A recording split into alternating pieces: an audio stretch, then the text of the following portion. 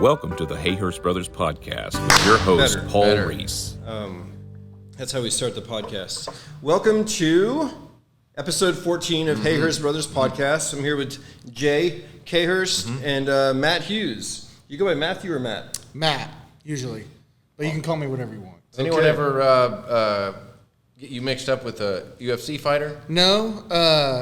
You got a similar stature. Yeah. Back when he was, more prominent or fighting, I guess, you'd have somebody always make a crack about that. But not in a while. He's been off the radar for a while. Yeah, I think he got hit by a train, if I'm not mistaken. For real? For real. I think he got hit by a train. Something happened to him. I'm not real sure. You'll have to check that out. Yeah, I will. I'll check into that. Meaning his car got hit by a train, or he physically got hit by a train? I'm not real sure. I think maybe he's not this. He's got some issues, I think, now. We wish all the best to Matt Hughes, the UFC fighter, for sure. But I think he got hit by a train, maybe not in his car. I don't know.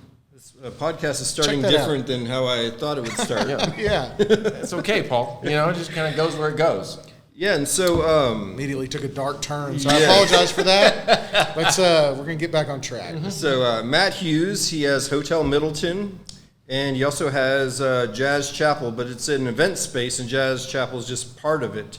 So tell us what you're creating in Weatherford, Matt.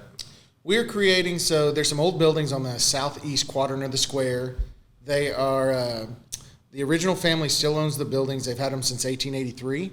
And it's two separate buildings that are connected with two distinct architectural styles, but we've taken over those buildings and we're going to develop one part of it into an event space called Jazz Chapel. It has an original chapel in it. We'll have a chapel bar that attaches to the chapel, but we'll have weddings, corporate events, NFR watch parties, cutting horse watch parties, but just all kinds of events. And it'll have a restaurant element on that side.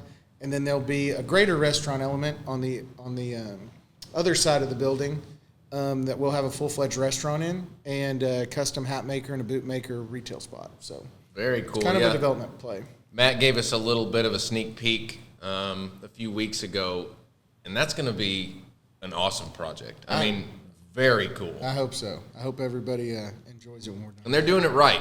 I mean, they're not just throwing this thing together, so it's exciting. Weatherford's got to be super excited. To have something of this caliber in town here is going to be pretty awesome. The city's been great to work with. We've had a lot of support.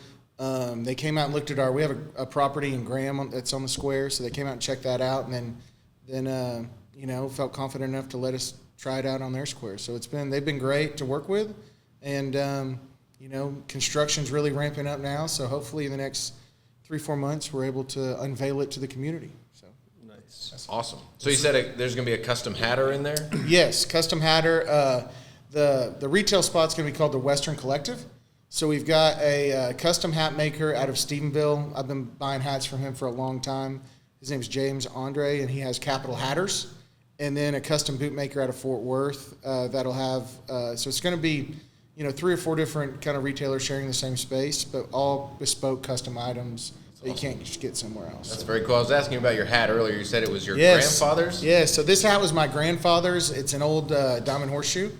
And so it's 50 years old probably. That's cool. And James has redone it a couple times, but it's been, I used to ride horses a lot, so it's been outdoors, and it's just a good old hat. So sharp. So that quality is something that's, you don't get just off the shelf. So it's something that you can have. It's an heirloom piece. So. That's exactly right. I've got a few custom hats, and, I think that you can pass them down through generations. If it's a really good quality, high beaver count hat, they'll last. They'll last a long time. Who makes your hats, Jake?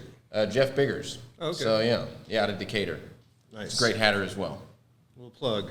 Nice. Thanks, Paul. So if you're on Instagram, at Jazz Chapel, and I think you've recently been posting some updates to the things you're doing there. Mm-hmm. It looks beautiful. So follow along. Jake, do you want to ask this question here? That way I'm not asking all the questions. Yes, no problem. Paul, I'd love to. Thanks. If I can read your handwriting. What advice would you give to someone who wants to start a big project?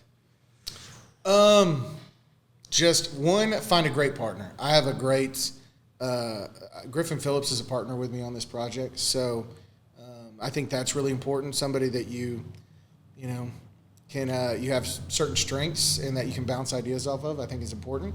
So it's easier to go into a big project with somebody other than trying to maybe just bite it off all on your own. And then 2, just take action. I think, there's never a perfect time. There's never a perfect scenario. It's just jumping in and figuring it out. So I think you learn a lot. We learned a lot from our last project. We're learning a lot from this one, and hopefully we do well enough we can do another one of these, and you just constantly try to get better. So that's great advice. Yeah, I think that can really go with pretty much anything. If you wait too long to do something, you'll never do it. Yeah. So that's great advice. I think people, we even talk about couples waiting to have kids. Everything has to be perfect. No, it doesn't. Just do it. Yeah. And so it's the same situation. If you overthink it, you won't do it. So should they wait for marriage? Yes, Paul. Oh, okay. I believe so. I'm just saying. saying. You just said couples should just do it, like not wait for anything. I'm glad you asked me. I just didn't want you to get people to misinterpret your words. So if you go through Matt's place, You got me kind of it's a little hot in here, Paul. Oh, well, I don't know what to say to that, Jake. So if you go through Matt's place over there will be, this beautiful leather couch, and then this kind of abstract art and these deep, rich colors. And there's a mixture of a lot of things in there, but it works really well. So where do you get your inspiration from with this? We like to build what we like. We kind of create it sounds cheesy, but a little bit of a world, and we want, to invite people in, and hopefully it resonates. But there's inspiration that lots of designers, we spend a lot of time on Instagram, or you'll see something and walk into a space and you draw inspiration from it. I think a lot of our style is very traditional, but then, like you said, we pair it up with some abstract, more modern art and things like that. We have a lot of art partners. Our property in Graham, we partnered with about 18 different artists, and so they have a diverse, style. And so we just try to pair it together, and sometimes we hit, and other times we'll put something up and say, we need to change that up a little bit. But I think it's more fun to deal with an old building or something that's already there. So you're kind of, repurposing or fixing up an old space as opposed to just a blank canvas. Bringing life. Bringing new life to something, but also like the building something new that's a blank slate is just, the options are endless. And so when you're taking over a space that's already there, like the historic properties we have, the footprint's already there, and we're just trying to add to it. And so that's been kind of fun. Yeah, that's cool. Just a little bit that we got to see, one of the buildings has more of an Art Deco flair, Correct. Seems like, and the other one, you said, is pre-1900s? Yeah, it's kind of a stone building that you'd see, in any square probably in Texas. Very kind of maybe Fredericksburgish, but it's a stone building, and then, to their credit, they did something totally different and went Art Deco. So the Art Deco side, the chapel bar will be kind of pay respects to the cutting horse industry here and some of the equine elements that have shaped Parker County, but we're going to do it in more of a from an inspiration standpoint, like Ralph Lauren polo bar. Mm-hmm. Instead of thoroughbreds or polo horses, it's going to be cutting horses. Cool. That's a neat concept. And then you'd said there's going to be a hotel aspect of it coming too. Is that right? Yes. So phase one is like? redoing all the buildings and getting our restaurant and event space up and going. And then the courtyard, there's a courtyard that we're developing as well. And so in the back part of the courtyard, we'll have about 16 rooms for the hotel portion. Very cool. So weddings, yes? Weddings, corporate events, music. We plan to have, music events there. So solo acts, small bands, but, bigger names that you can buy a ticket to. Cool. Yeah, that chapel area is super cool, super unique. People are trying to recreate that, but you can't. I mean, like some of the intricate woodwork, the quarter-sawn oak, the stuff that's in there, there's literally not craftsmen out there that can take the time to do it. They don't do that anymore. Yeah. It's beautiful. It's not economically, viable for a guy to do that kind of work anymore. So you find it in old buildings, and it's just a little gem. It really is. Yeah, and it's interesting, even when you go in there, like even before you started some of the remodels, it felt so rich just being in there. Like even with the cobwebs and dust on the thing before you cleaned it up, there's like a richness in how they built back then. Yeah. It's in depth. I like it a lot. It's really cool. The building itself is incredibly sturdy, but then on the furniture store side, or the old rock stone building, we took down all the layers of old linoleum and everything. It's got the original hardwood floors from the 1880s. Yeah, they're beautiful. And they're beautiful. Like, I couldn't believe they came back to life the way they did. So I would imagine those layers of linoleum and things they put on just help preserve them. they helped preserve them. And then the chapel side had carpet for decades on there. So it kind of protected it as well. So, we were lucky that we had a lot of good elements to work with, for sure. Nice. Jake, you want to start the next question, Jake? I don't see why not, Paul. You know what? Let's break this up. Big announcement. Okay, right? yeah. Like a sign that goes right here. Big announcement. Like Chris, flashing put red. that up there. Flashing red. So Jake, we're going to report today on the local market trends. Have you noticed anything new in the market as of the last couple of weeks? You're asking that like you already know the answer, Paul, because I know you do. But yes, Tell me about it. there's for some reason, which I am thinking that it's the election, but we've seen a huge uptick.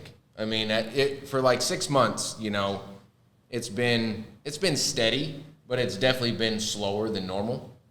And over the past week, we've gotten, probably more calls for house builds than we have in the past 3 months in 1 week. And so, I think that's exciting. It's, I'm hoping it's a trend, and I'm hoping, to what you were talking about earlier before we started, it is contagious. And as this continues to pick up, people get excited. They'll feel better about, the current economy that's coming. And so, but yeah, we've seen a big uptick. Nice. So optimism, hope, higher energy. Have you seen that in any of your businesses? Oh, yeah. I mean, I think when people are uncertain what's going to happen, their tendency is to hold back. Mm-hmm. You don't see that any more than real estate, right? Like real estate's probably, you're going to hold your powder dry until you figure out, nobody likes to be out of control. But I think when they see stability, whether it doesn't even matter which way you voted or what your political affiliation is, once there's some stability, you know what to expect. I think it opens up the floodgates to a certain extent, and people feel more comfortable, and they're more apt to do something. But I do think it's contagious when people start seeing things moving, when see real estate moving, businesses moving, and people are more when everybody clams up and doesn't know what to expect, that becomes contagious as well. So yeah, and we were definitely noticing that in our business, and I think across all the home building, our mentor, he works with 40 different builders across the nation. He said they were all in that same boat, just kind of a holding pattern. We spoke with several people this week, and they outright said, we're here because we were waiting. Yeah. We've been wanting to do this for 6 months, but we were waiting on the election to see how it goes, just to see what the market does. Because like you said, no matter which way it went, there's always a possibility for, instability. But we clearly are seeing markets going up. Everything's moving in the right direction, so people are apt to say, hey, let's do this. Let's do it. Is that what you were asking, Paul? Yeah, there's all questions for him, and I just wanted to get you a little bit in there, Jake, answering some of this stuff. And we can also take this time to do a weather report, because it's kind of like a commercial break, but without any pharmaceutical commercials. So I'm hoping they do away with those, Paul. There's only 2 countries in the world. You already know this, but there's only 2 countries in the world that allow pharmaceutical ads on television. We're one of them, and New Zealand's the other. New Zealand. Yep. I would have not guessed New Zealand. New Zealand. No other country in the nation allows them to pharmaceuticals to be on the television. So hopefully that's very they'll do interesting. away with that. That being said, if a pharmaceutical company wants to advertise on this channel, I'm sure they would be happy to take the money. That being said, otherwise they're against it. I think, is that what you're saying? You just never know. I was just acting like we're about to do a commercial, but really it's the weather report. You want to give the weather report today? 72 and sunny. Nice. Yes, thank you. It is a beautiful day out there. Yeah. It is It's beautiful. calm. We got some rain recently, Paul. It's just beautiful. I'll agree with you, Jake. All right, so now back to our scheduled programming. Matt, what is the most challenging part of taking on a big project? Well, I think it's, each project has its own set of challenges. I think for this project, so our first project was in Graham, Texas. I sat on a lot of different boards. I knew everybody. If we needed a permit or needed something, we knew exactly where to go. They knew us. And so when you go into a community where you're not as familiar, I think it presents challenges and things of that nature. So that's one thing. I think familiarizing yourself, maybe finding somebody that's done some projects in that area would be helpful so that you know what to expect. That being said, going into the next project, we'll be more prepared for what that is. The other thing is just when you deal with remodeling an old building, you find all sorts of, crazy things pop up. So, and that's kind of it can be, frustrating, and it can be, tough to deal with at times, but it's also part of the fun of doing a project like this. Yeah, I've always found to have a hefty contingency built into your project is when you're doing a remodel, especially one of that level, and when the building's that old, you got to have a good contingency. Yeah, I would say make sure your budget, is prepared for certain things. If, especially if you're dealing with investors, they want to, they always like phone calls where things are good. They never want, we didn't take into account this $300,000. Yeah, whoops. So just build it in. And that's another thing. I mentioned having a good partner. Make sure that you have good investors. Just don't take the first money that maybe pops up if you're having to find investors or things like that. But find good investors and good partners to work with. Good advice. I like it. So these projects that you're doing, when can we look for them to be open? Is it going to be in stages, or what's your timeline? I would say in 3 to 4 months we'll have we'll have the buildings done and having our soft openings and for the restaurant and the event space, and then 12 months to 18 months we'll hope to have the hotel portion executed. So cool. And if you want to go see one of his projects already, go to Graham. Come to Graham.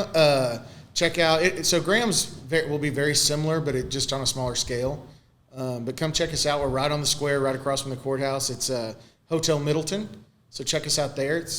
We have live music on the weekends. Got a courtyard. We've got Middle Sister is our food beverage operator, and she does a phenomenal job. So come check us out there. Nice. Okay.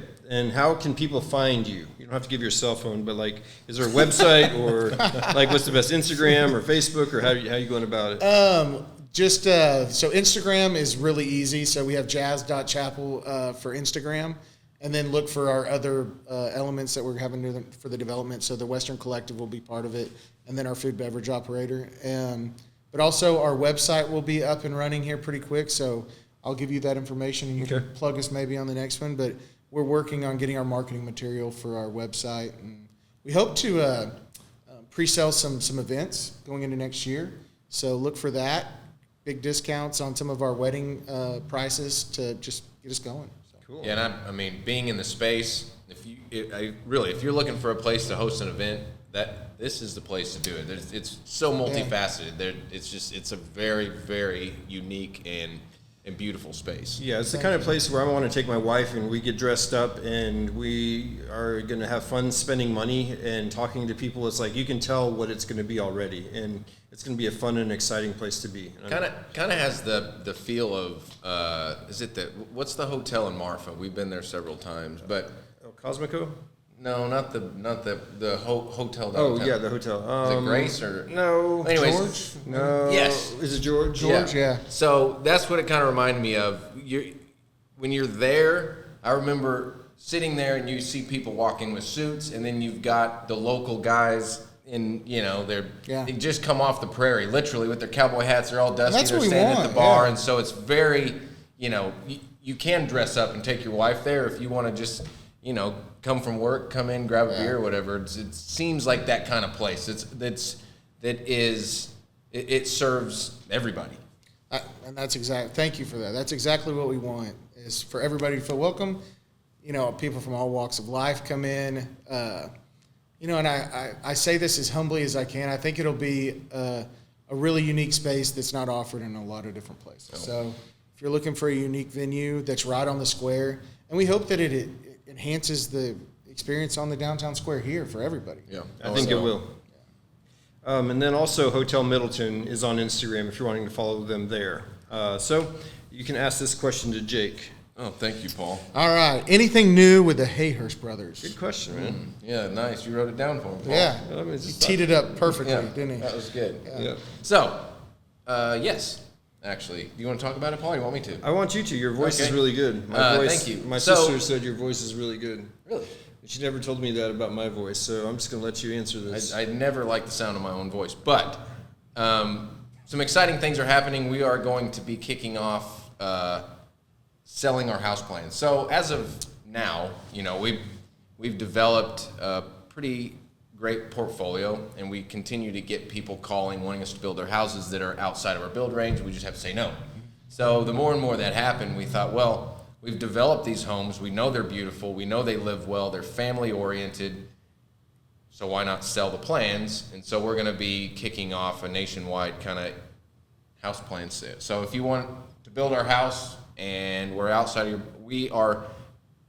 outside of our build range, then we can sell you our house plans and give you a set that any builder can build off of. We're working with Full Package Media and creating a team right now, and so be looking for some really unique videos that feature our homes in some different ways, and also focusing on the nuclear family aspect of our homes and why we build the homes the way we do for the functioning of the family. And that's kind of Jake and Dan's heart behind creating these house plans. So it's gonna be a fun year. Yeah, we got a builder up in Oklahoma City that reached out to us and said, hey, can we build your houses? And at first it's like, no. Mm-hmm. And then you get to thinking about it, like, well, if they want to pay me for my house plans, we're not going to be building in Oklahoma City. Yeah. So he's built probably half a dozen of them, and he just keeps asking for more. He said they're really successful. Everybody really loves them. So seems to be good direction. I'll say this. I went out and I was invited to check out some of their, I guess, a showcase y'all put on about a month ago. And there's not very many. There's custom home builders and there's custom homes, and you'll always have that. But there's really not anything that's unique on the market. And y'all did a good job with that. Y'all have done a really good job of creating kind of a niche and getting a product that's not out there on a mass scale. So if you're looking for something really unique, check them out. That's mine. That's very good. That was a very good thing to say. Thank you. You're welcome.